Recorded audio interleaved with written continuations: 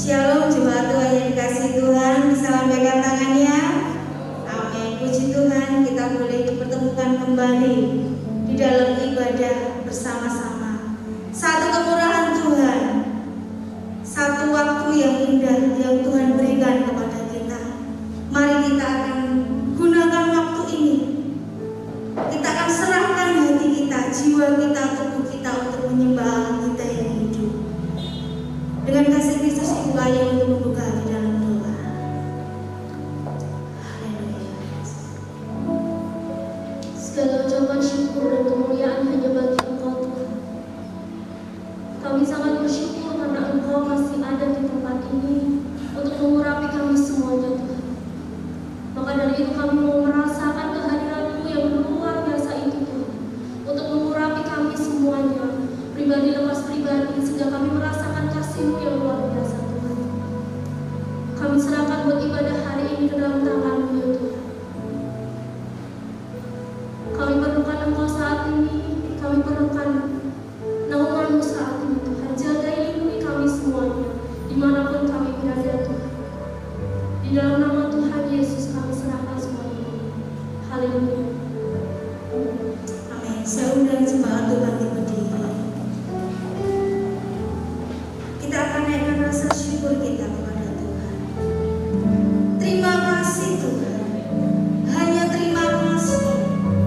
Hanya syukur yang akan menaikkan. Hanya pujian yang saat ini dari hati kita.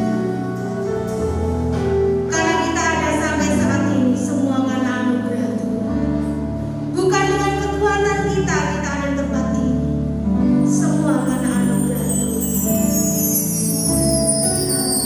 Haleluya.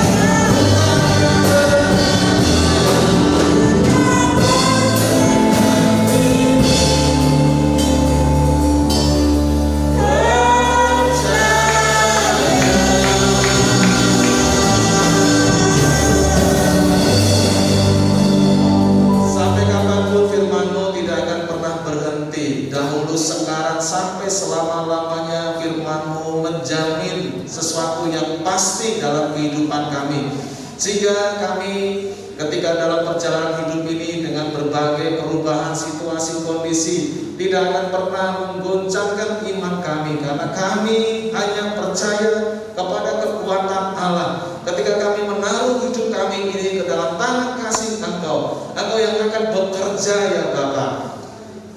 Bapa yang baik, tiba waktunya kami akan dengar-dengaran sabda suara yang dari surga. Karena firman-Mu itu yang akan menyejukkan, firman-Mu yang akan meneguhkan, firman-Mu yang akan menguatkan, firman-Mu yang akan membimbing, firman-Mu yang akan menegur, dan firman-Mu yang akan mengajak kami kepada jalan kebenaran dan hidup. Karena dengan kekuatan Allah saja kami bisa berjalan sampai detik ini. Kami butuh firman-Mu yang akan membuat kami menjadi tangguh, kuat, dan pada akhirnya kami bisa menjadi orang-orang pemenang untuk menghadapi berbagai tantangan kehidupan saat ini. Terima kasih Bapak. Engkau akan mengurapi kami semuanya, Engkau akan menguasai ruangan ini, sehingga biarlah Roh Kudus yang akan bekerja. Terima kasih Yesus. Haleluya. Amin. Kita silakan duduk Bapak Ibu Saudara. Saya ucapkan selamat pagi, salam Bapak Ibu. Puji Tuhan. Satu kemurahan Tuhan, anugerah Tuhan, apabila pagi ini Bapak Ibu semuanya bisa kembali berkumpul, bukan secara kebetulan, tetapi ini adalah rencana Tuhan yang memang Tuhan tempatkan bagaimana kita menguduskan hari Sabat dan kita bisa beribadah bersama-sama. Karena sangat penting sekali, karena ibadah itu adalah urgent, ya. Kalau itu ibarat oksigen udara, kalau kita enggak menghirup udara, ya kita pakai masker aja, kadang-kadang juga sedikit-sedikit tersendat karena barangkali tidak terbiasa. Tetapi ketika kita beribadah kepada Tuhan, itu adalah sesuatu yang urgent dan penting, karena itu adalah nafas rohani kita. Maka itu Bapak Ibu Saudara, pada kesempatan ini saya menyampaikan satu renungan untuk kita renungkan bersama-sama. Saya memberikan satu tema, yaitu tentang memaksimalkan hidup. Ya, di situ saya kasih gambar. Ya, ini kalau di sepeda motor atau mobil ada dashboardnya. Ya, setiap kendaraan itu punya kapasitas masing-masing, ya, cc-nya. Ya. Kalau Bapak Ibu amati di gambar itu, yaitu baru kecepatannya 121. Sebenarnya ya di dashboard itu, di gambar itu maksimal itu adalah 200 ya kilometer per jam. Bapak Ibu Saudara, gambaran ini adalah memberikan satu kondisi keadaan. Ketika kita sedang menaiki sepeda motor, kita sedang menaiki mobil, memang kita berjalan kadang-kadang tidak hanya kecepatannya 20, ya. Kita berkendaraan ya karena ya ramai, bisa saja karena hujan, ya, karena ada kabut, banyak hal yang terjadi. Tetapi gambaran ini adalah kita harus sadar, ya, kita harus sadar bahwa ternyata ketika kita sedang mengendarai, ya, kita ada namanya kecepatan maksimal. Nah, demikian juga dalam kehidupan kita, kadang-kadang kita tidak sadar bahwa kita ini bisa memaksimalkan hidup. Muncul pertanyaan, mengapa kita kok tidak bisa memaksimalkan hidup? Karena kita seringkali diintimidasi dengan namanya DOSA, dosa, Bapak Ibu.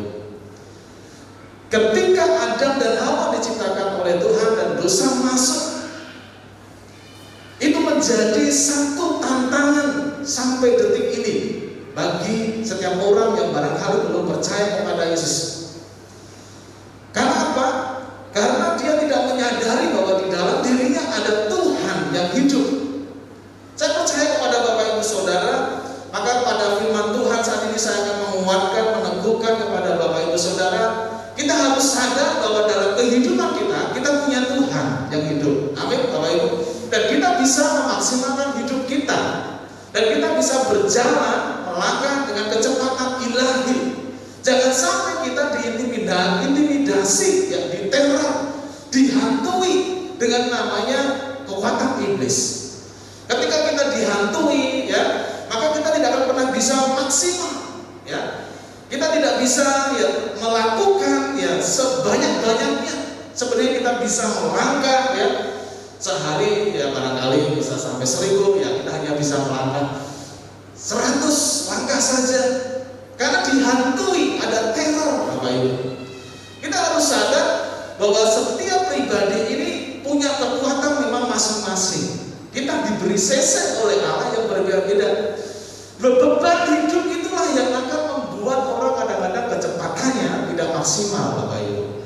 Tetapi ketika kita menyadari, sadar bahwa di dalam diri kita ada kekuatan Allah, Tuhan yakin ketika Tuhan izinkan masalah, persoalan, ya, beban, tantangan, bahkan di masa pandemi saat ini, ya, kalau itu mobil, ya, dia kasih beban maksimal 2 ton, gak mungkin kalau dikasih 3 ton amblek. Kita ini adalah gambaran Allah. Allah tahu betul posisi kita. Kita diciptakan oleh Tuhan. Kalau kita hanya mampu, ya, menanggung beban 1 ton, kalau gak akan pernah kasih masalah lebih daripada 1 ton.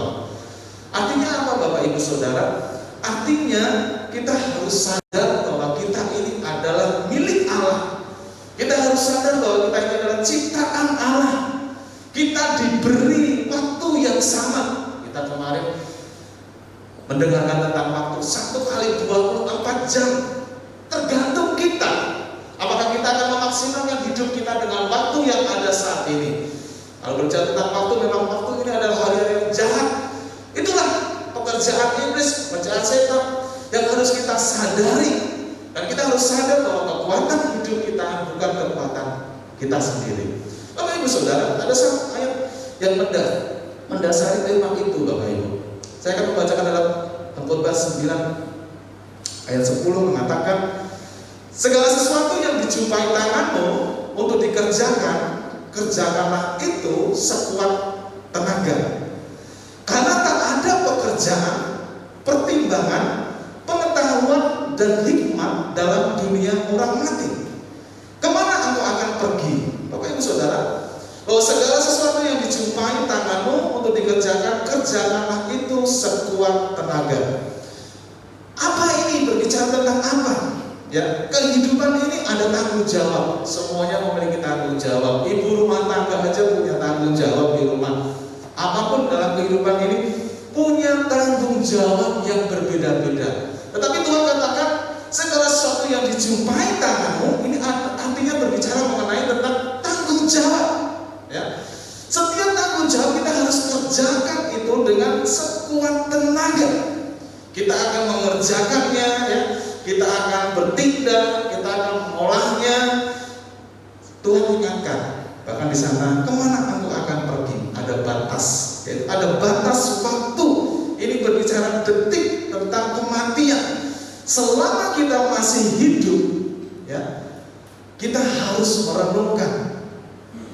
Kita harus merenungkan. Kita harus sadar. Bapak Ibu Saudara, bisa sedikit dicubit tangannya, ya. Tangannya dicubit stafnya masing-masing. Rasanya gimana, Bapak Ibu? Sakit. Artinya kita masih hidup, ya. Masih hidup dan kita masih diberi kesempatan oleh Tuhan. Nah, sampai detik ini kita masih diberi kesempatan hidup oleh Tuhan. Lalu bagaimana kita akan memaksimalkan hidup? Kalau kita sudah dipanggil Tuhan, kita gak akan pernah bisa memaksimalkan hidup. Apa ya? Kita gak akan pernah bisa melakukan, ya, segala sesuatu karena sudah mati. Tetapi selama kita masih, ya, merasakan, ya, kehidupan ini, ada tugas kita, ada tanggung jawab kita, yaitu kita akan memaksimalkan hidup ini secara bertanggung jawab di hadapan Tuhan. Apapun dalam tugas tanggung jawab ini. Maka bagaimana kita akan memaksimalkan hidup? Ada 3 hal yang akan saya sampaikan kepada Bapak Ibu Saudara. Bagaimana kita supaya bisa memaksimalkan hidup dalam perspektif Allah? Yang pertama adalah berjalan dalam kekekalan dengan Allah.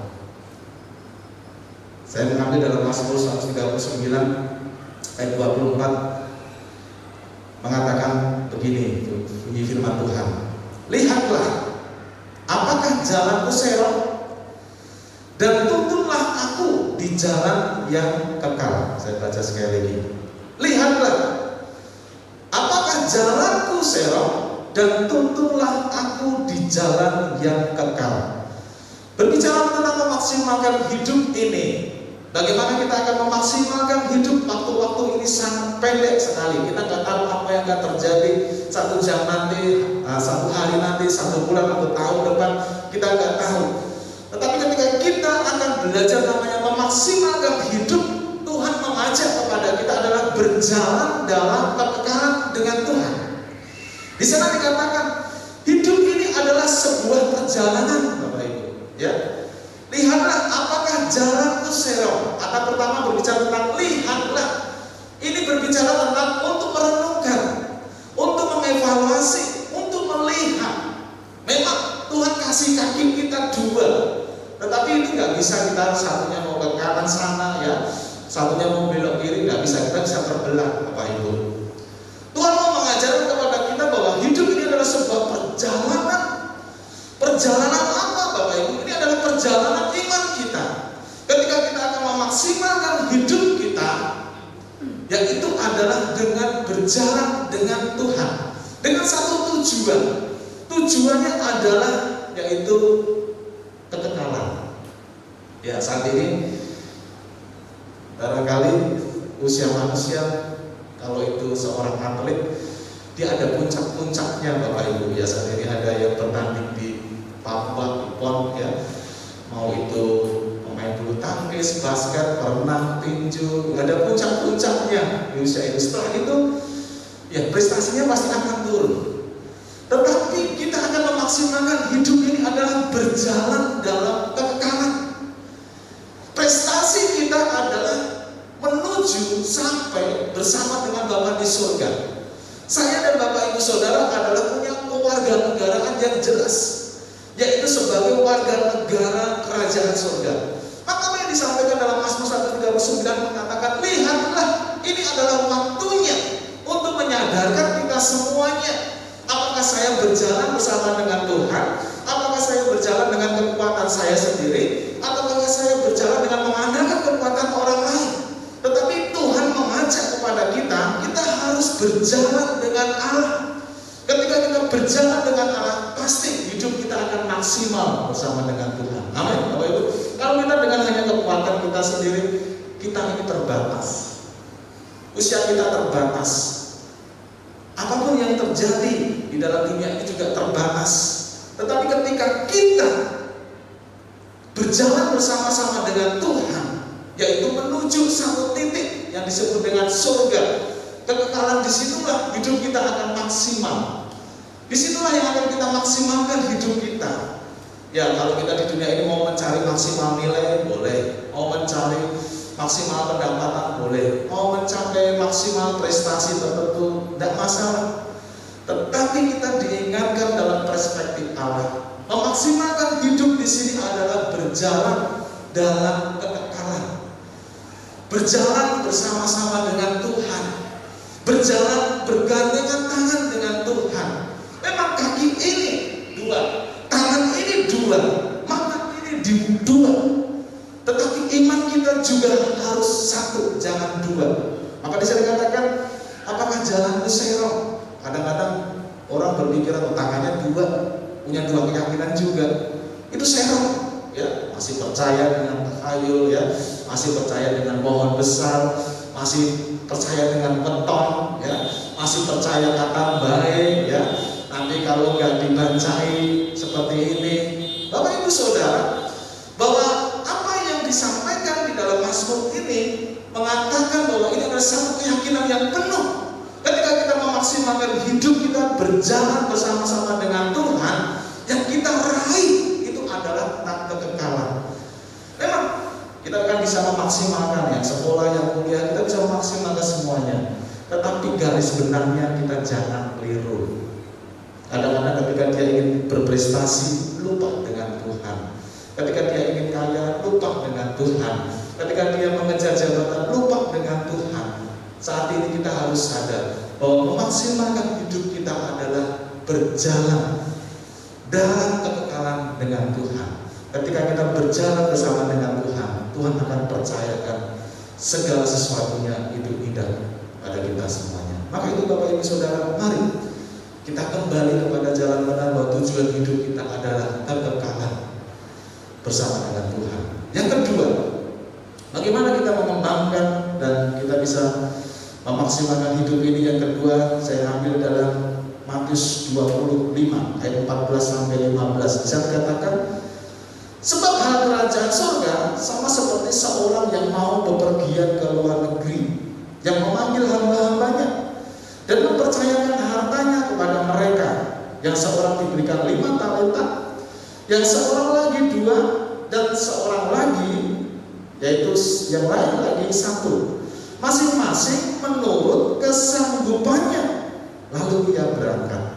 Bapak Ibu Saudara, yang kedua, bagaimana kita memaksimalkan hidup, yaitu mengembangkan talenta ilahi. Katakan bersama-sama, apa? Mengembangkan talenta ilahi. Kita ini diberi kepercayaan. Setiap orang itu berbeda-beda. Tugas kita ketika kita diberi kepercayaan, yaitu bertanggung jawab tentang tugas kita. Tugas kita adalah mengembangkan. Berarti di sini apa? Memaksimalkan potensi-potensi yang ada.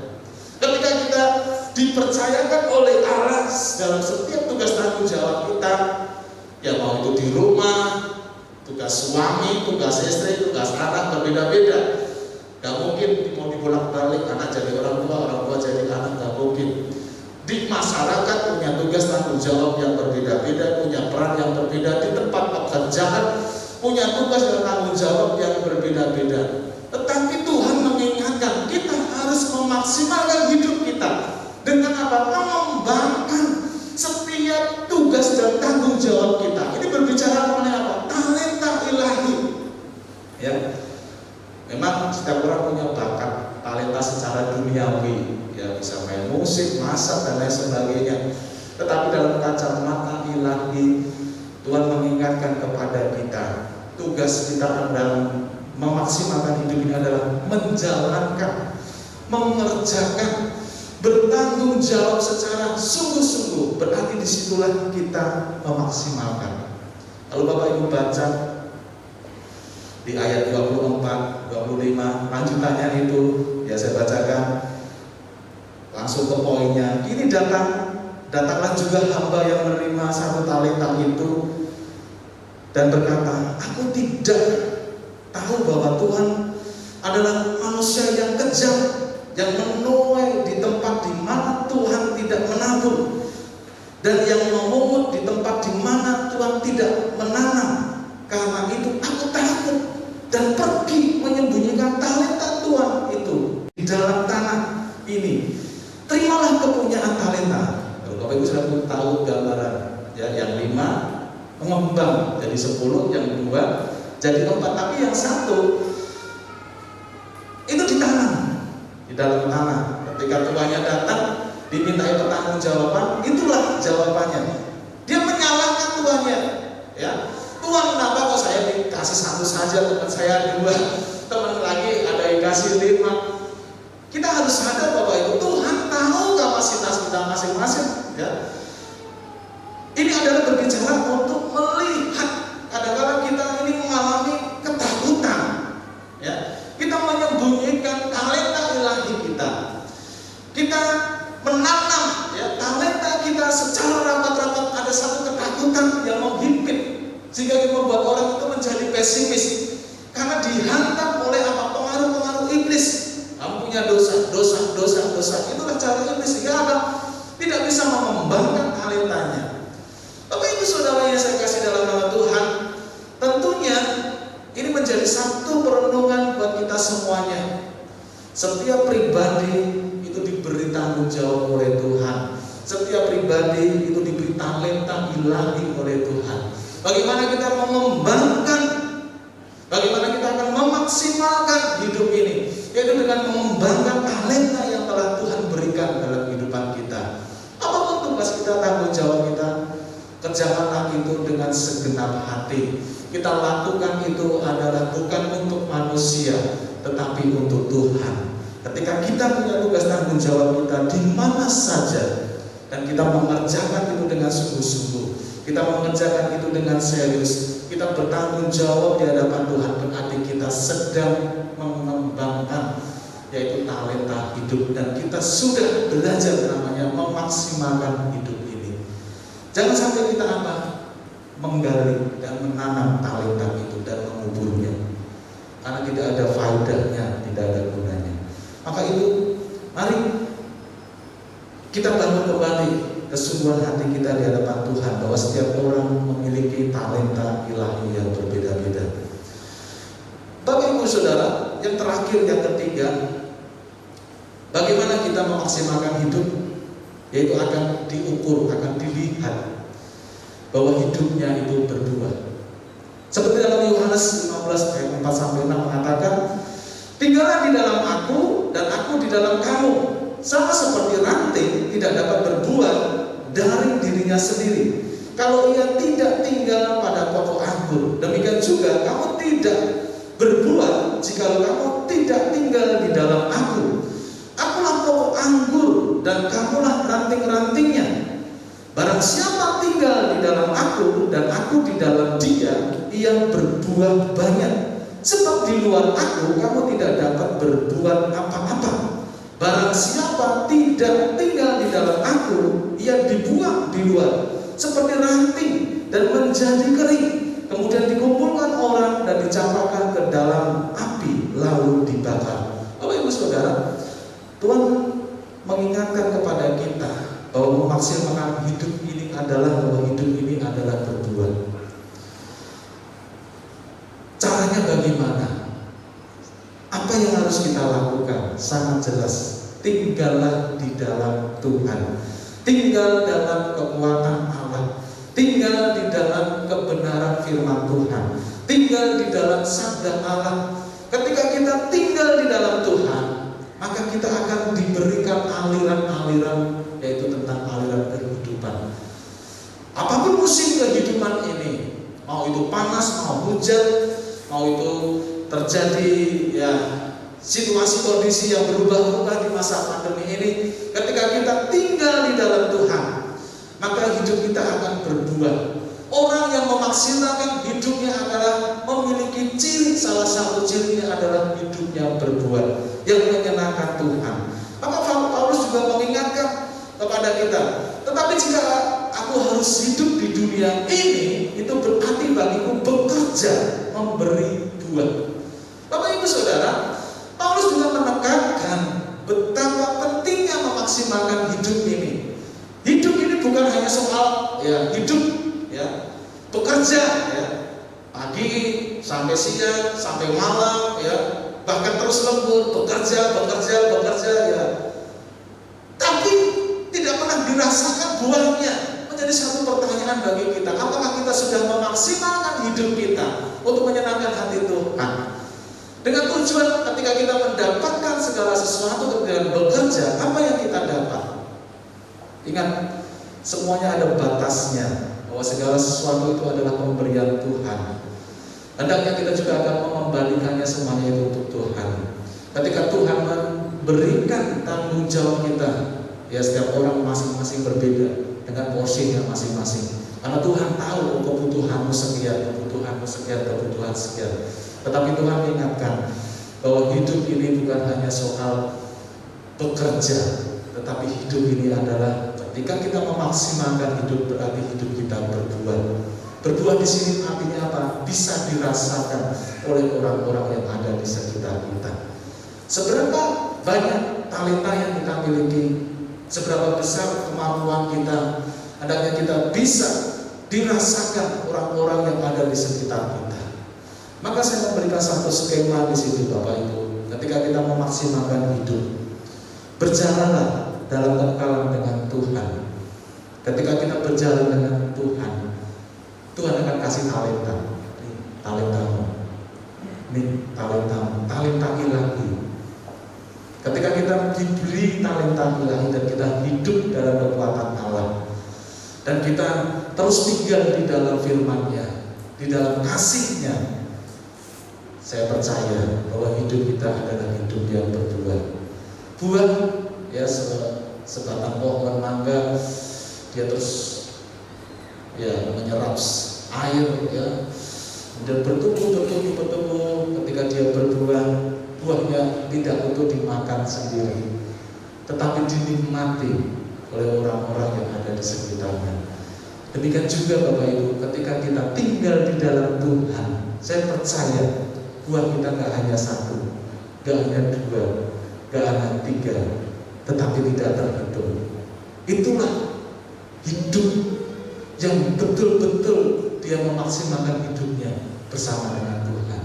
Maka itu Bapak Ibu, biarlah ini menjadi perenungan bagi kita semuanya. Kita harus sadar ketika kita tinggal di dalam Tuhan, seperti gambar di awal tadi, oh ternyata saya punya kecepatan ilahi, saya punya kekuatannya ilahi, saya punya kapasitasnya ilahi, yaitu bahwa hidup saya adalah terus berjalan dengan Tuhan dan mengembangkan talenta kita dengan Tuhan, dan hidup kita juga akan menyenangkan hati Tuhan.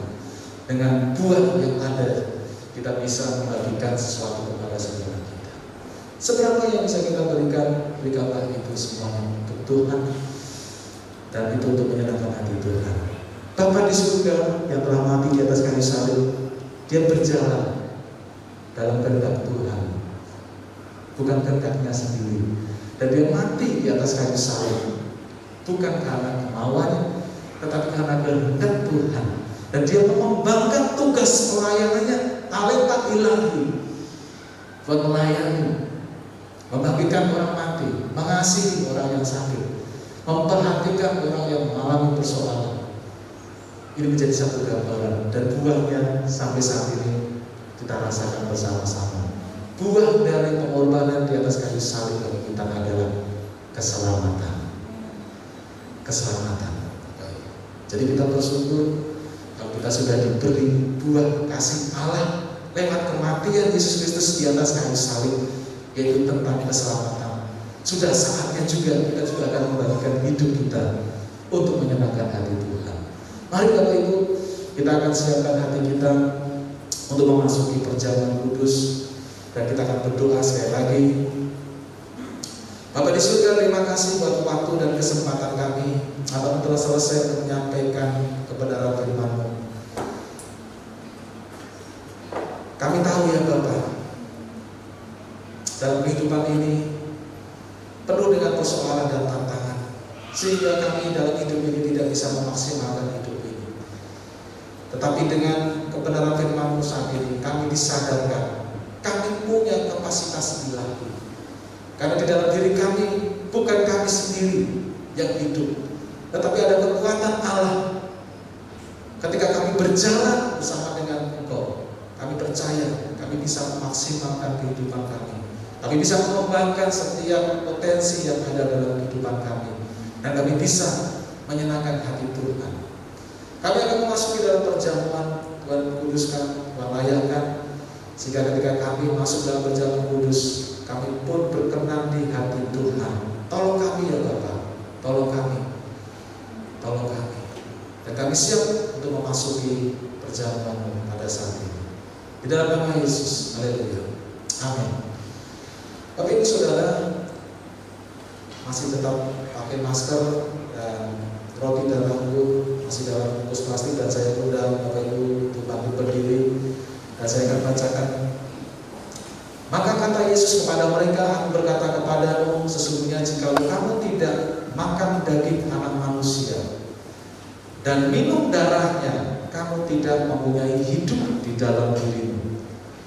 Barang siapa makan dagingku dan minum darahku, yang mempunyai hidup yang kekal, dan aku akan membangkitkan dia pada akhir zaman. Sebab dagingku adalah benar-benar makanan, dan darahku adalah benar-benar minuman. Barang siapa makan dagingku dan minum darahku, ia tinggal di dalam aku dan aku di dalam dia, sama seperti Bapa yang hidup mengutus aku dan aku hidup oleh Bapa. Demikian juga barang siapa yang memakan aku akan hidup oleh aku. Bapak Ibu Saudara, perjamuan bukan suatu rutinitas, tetapi ini berbicara mengenai tentang kekekalan. Selama kita hidup di dunia ini, kita terus butuh kekuatan Allah lewat daging dan darah Yesus. Itu yang akan memberikan kekuatan bagi kita dalam menghadapi setiap pergumulan. Tubuhmu dan darahmu, sambil kita angkat, kita nyanyikan sekali. Tubuhmu dan darahmu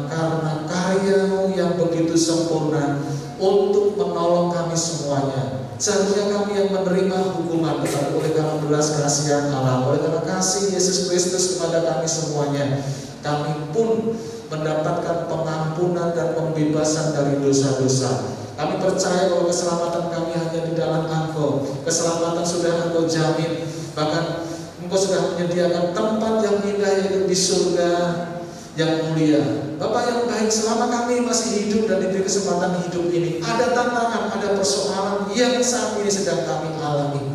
Tetapi kami percaya bahwa kami hidup, kami bukan kami sendiri, tetapi ada kekuatan Allah yang akan menolong kami. Sehingga setiap langkah-langkah kehidupan kami adalah langkah-langkah yang penuh dengan kepastian, ada kekuatan ilahi.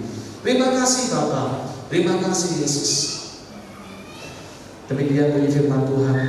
Dan sudah itu ia mengucap syukur atasnya, ia memecah-mecahkannya dan berkata, inilah tubuhku yang diserahkan bagi kamu. Perbuatlah ini menjadi peringatan akan aku. Demikian juga ia mengambil cawan sesudah makan. Lalu berkata, cawan ini adalah perjanjian baru yang dimeteraikan oleh darahku. Perbuatlah ini setiap kali kamu meminumnya menjadi peringatan akan aku. Dipersilakan lepas masker dan mengambil roti.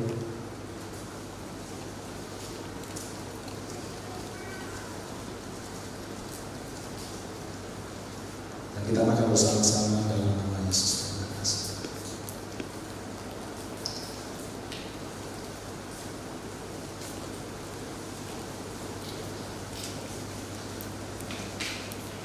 Dipersilakan untuk membuka kartunya.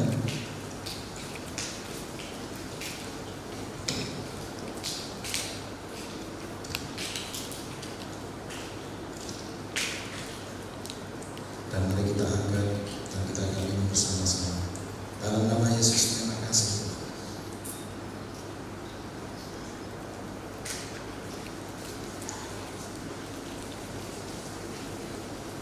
Bagi yang sudah, dipersilakan untuk memakai masker kembali. Dipersilakan duduk Bapak Ibu. Kita akan nyanyikan satu pujian, kami naikkan syukur padamu.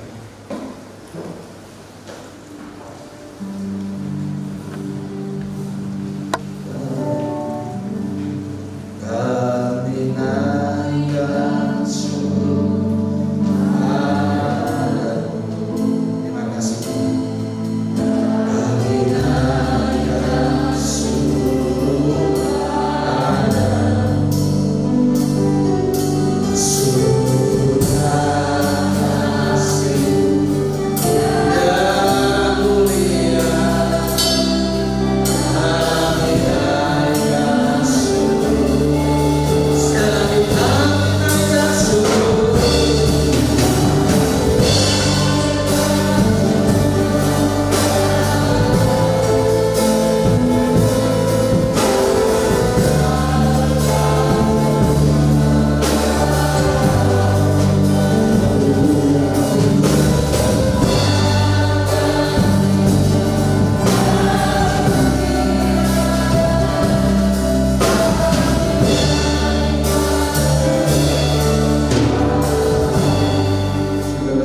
sekalian, kita mau berdoa untuk bangsa dan negara. Masing-masing punya beban tersendiri. Bapak, Ibu, Saudara punya beban tersendiri. Mari kita akan doakan beban-beban itu kepada Tuhan. Bapa di surga, kami serahkan beban kami kepada Tuhan. Secara khusus mau berdoa untuk pimpinan pusat, yaitu Pak Presiden sampai kepada bawahannya. Tolong berkati ya Tuhan, kuatkan, teguhkan dalam mengatasi masalah-masalah yang ada. Terpujilah nama-Mu ya Tuhan, terpujilah nama-Mu. Kami berdoa di dalam nama Tuhan Yesus. Haleluya. Kemudian yang kedua, kita masing-masing juga ada beban pribadi. Tolong angkat tangan saudara dan biarlah Tuhan akan menolong masing-masing. Terima kasih Tuhan Yesus. Jemaat-Mu yang ada di sini maupun di rumah ada beban-beban khusus lain satu dengan lainnya. Tolong Tuhan, Engkau berkati ya Tuhan, Engkau jamah masalahnya, dan biarlah melalui doa-doa kami bersama semua beban-beban dari jemaat-Mu diangkat, semua beban-beban jemaat-Mu dipulihkan. Haleluya, di dalam nama Tuhan Yesus Kristus kami berdoa. Mari kita akan menyanyi lagu yang terakhir, kemudian kita akan mengakhirinya.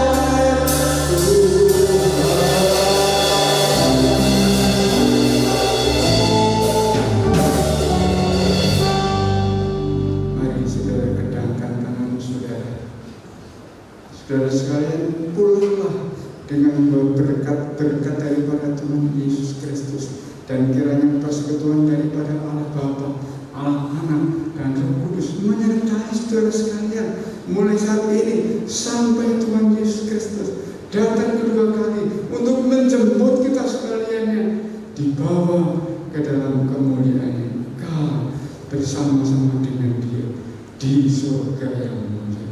Hanya di dalam nama Tuhan Yesus Kristus semua mengatakan amin. 2, 3 lagi. Kalau kirim ke WA saya sama ya. 1, 2,